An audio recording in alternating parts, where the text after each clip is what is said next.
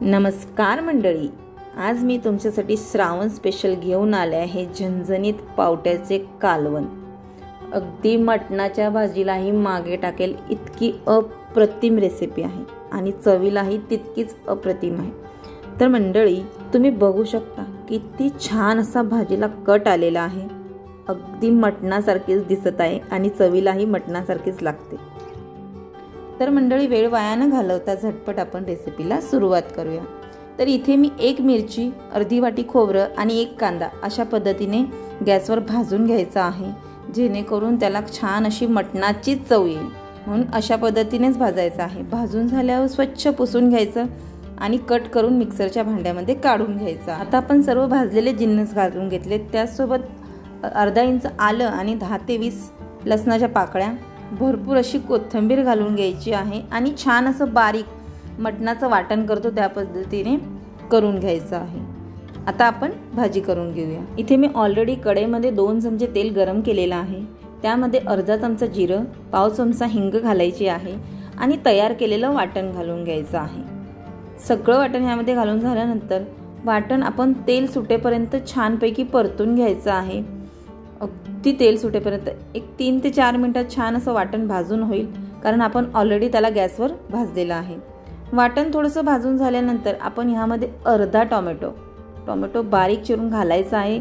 Tomato optional आहे, तुम्ही नाही घातलात तरी सुद्धा चालेल। आता टोमॅटो आणि वाटण दोन्ही छानपैकी मिक्स करून भाजून घ्यायचं आहे।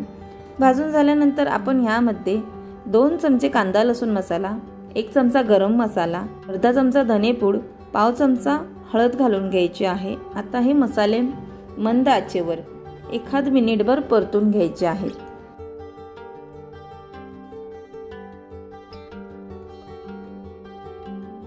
छान असे मसाले भाजून झाल्यानंतर आपण ह्यामध्ये अर्धा किलो पावटे सोलून घेतले होते, ते मी घालून घेतले आहेत। छान असे ताजे पावटे घेतले होते, मस्त ते मिक्स करून घ्यायचे आहेत वाटणासोबत। 1 मिनिटभर पावटे सुद्धा परतून घ्यायचे आहे। आता आपण ह्यामध्ये गरम पाणी घालायचं आहे, थंड पाणी अजिबात घालायचं नाही, नाहीतर भाजीला हवी तशी चव येणार नाही। भाजी थोडी काळपटच दिसते कारण आपण मसाले गॅसवर भाजलेत, पण चव ही मात्र खूप अप्रतिम येते। छान असं तुम्हाला हवी तितकी दाटसर सैलसर करू शकता।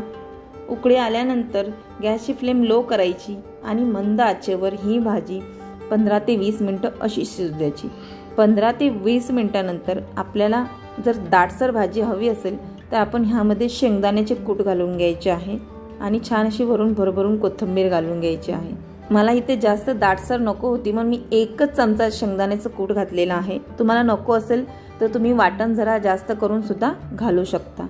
ही पहा मंडळी, 20 मिनिटानंतर भाजी व्यवस्थितरित्या शिजलेली आहे। तर मंडळी, तयार आहे आपली पहिली रेसिपी, छान असा मसाला पावटा। आहे की नाही मस्त आणि सोपी आणि झटपट रेसिपी। तर मंडळी, हिला तुम्ही छान असं लिंबू पिळून भाकरीसोबत खायचं, आहा मस्तच लागते, अप्रतिम।